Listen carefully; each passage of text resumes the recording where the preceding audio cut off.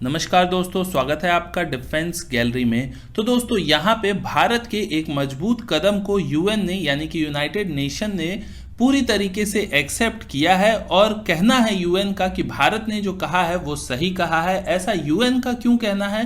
तो ऐसा यूएन का इसलिए कहना है क्योंकि यूएन के 75 देशों ने भारत के द्वारा प्रस्तुत किए गए एक प्रस्ताव पे अपना सपोर्ट दिखाया है, जिसके बाद ये चीज अडॉप्ट कर लिया गया है यूएनएससी के द्वारा यानी कि यूनाइटेड नेशन सिक्योरिटी काउंसिल के द्वारा, और ये प्रस्ताव पारित हो चुका है अब यूएन में। इसमें है क्या? तो भारत दोस्तों पता है कि शुरू से ही आपको भारत कश्मीर रीजन की वजह से आतंकवाद का कहीं ना कहीं अक्सर शिकार होता है, और ये एक ऐसी चीज है जिससे सिर्फ भारत ही ग्रसित नहीं है, बल्कि आपने देखा होगा कि इन दिनों बहुत सारे देशों में इस तरह की घटनाएं हुई हैं। चाहे आप ऑस्ट्रिया को उठा लीजिए या आप फ्रांस को उठा लीजिए या किसी और भी देश को आप उठा लीजिए, उस जगह अक्सर कुछ ना कुछ आतंकी गतिविधियां होती रहती हैं, जिसके वजह से दुनिया में अशांति बनी रहती है। भारत ने इसी के खिलाफ एक प्रस्ताव लाया हुआ था यूएन में, जिसको कि यूएन चार्टर ने एक्सेप्ट कर लिया है। इस प्रस्ताव में था क्या?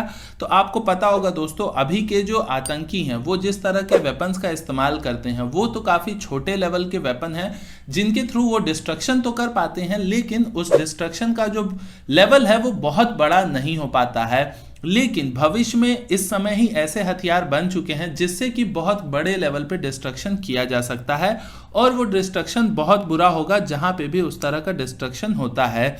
इसमें किस तरह के वेपन हो सकते हैं? तो इसमें कोई भी वेपन हो सकते हैं, जैसे न्यूक्लियर वेपन हो या कोई केमिकल वेपन हो या कोई बायोलॉजिकल वेपन हो। ये तीन तरह के वेपन दोस्तों ये बेसिकली ट्रेडिशनल वेपन से अलग होते हैं। तो इसके खिलाफ भारत ने एक प्रस्ताव प्रस्तुत किया था यूएन में, जिसमें कि भारत ने कहा था कि सारे देशों को दुनिया के ये ध्यान रखना चाहिए कि ऐसे जो ग्रुप्स हैं, जो टेरर ग्रुप्स आप इन्हें कह सकते हैं, ऐसे जो ग्रुप्स हैं इनको इस तरह की आर्म्स सप्लाई ना हो पाए, और आर्म्स सप्लाई ही सिर्फ ना हो, इसके अलावा उस देश की जिम्मेदारी है, जिस देश में ये इस तरह के ग्रुप्स ऑपरेट करते हैं उस देश की ये जिम्मेदारी है कि वो ऐसे ग्रुप्स पे कंट्रोल करे कि उनको इस तरह के वेपन्स, जिसमें न्यूक्लियर, केमिकल और बायोलॉजिकल वेपन होते हैं, इस तरह के वेपन्स पे उनको एक्सेस ना मिले। तो इसमें दोस्तों क्या एक्सेस होता है? ऐसा नहीं कि आप सिर्फ उनकी सप्लाई रोकिए, क्योंकि आपको तो पता ही नहीं होता है कि वो सप्लाई हो कहां से रही है। ऐसे ग्रुप्स को किसी भी तरह के इस तरह के वेपन, जो तीनों मैंने आपको बताया, न्यूक्लियर, केमिकल, बायोलॉजिकल, इन तीनों वेपन की ना ही वो लोग प्रोडक्शन कर सकते हैं, ना ही उसे मैन्युफैक्चर कर सकते हैं, ना ही उस पर कोई रिसर्च एंड डेवलपमेंट का काम वो सब कर सकते हैं, ना ही दूसरी जगह से एक्वायर कर सकते हैं। कहीं से अगर एक्वायर करके रखा है तो उसे वो रख भी नहीं सकते हैं, ना ही ट्रांसपोर्ट कर सकते हैं, ना ही किसी को ट्रांसफर कर सकते हैं। तो इन सब के अगेंस्ट में भारत ने एक रेजोल्यूशन आप कह सकते हैं पेश किया था यूएन में, जिसके लिए 75 कंट्रीज ने, यूएन की 75 कंट्रीज ने इसको वोट किया और उसके बाद ये प्रस्ताव पारित हो गया।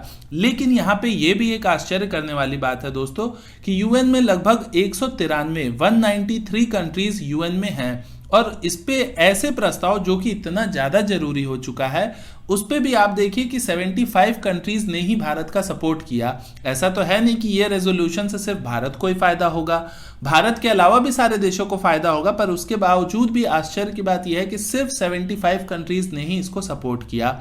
बहरहाल 75 कंट्रीज के वोट से ये पारित हो गया है, और अब यूएन की निगाह ऐसे देशों पे बनी रहेगी जहां पे इस तरह के ग्रुप्स ज्यादा एक्टिव होते हैं, जिनके हाथ में इस तरह के खतरनाक अगर हथियार आ गए तो दुनिया के लिए तबाही हो सकती है। उसमें सबसे बड़ा नाम हमारी जान पहचान में पाकिस्तान का जरूर होगा, क्योंकि पाकिस्तान में ऐसे कई सारे ग्रुप हैं। तो पाकिस्तान पे अब यूएन की निगाह और ज्यादा हो जाएगी, और भविष्य में पाकिस्तान को इन सारी चीजों पे भी कंट्रोल करना होगा। खैर अभी तो वो जिस पे कंट्रोल करना चाहिए उसे ही कंट्रोल नहीं कर पा रहे हैं, इसीलिए वो एफएटीएफ की ग्रे लिस्ट में बने हुए हैं। तो ये चीज पाकिस्तान जैसे देशों की और भी मुश्किलें बढ़ाने वाली हैं, और यूएन में भारत के इस स्टेप को जिन देशों ने सपोर्ट किया हम उनका भी धन्यवाद करते हैं। और आतंकवाद कोई ऐसी चीज नहीं है जिससे सिर्फ भारत ग्रसित है। सबको मिलके, अगर सारी दुनिया के देश मिलके इसके खिलाफ लड़ेंगे तभी कुछ हो पाएगा, नहीं तो इसका कोई इलाज नहीं हो सकता है। बहरहाल अभी के लिए मैं मनीष मिलता हूं अगले वीडियो में आपसे, तब तक के लिए नमस्कार, जय हिंद।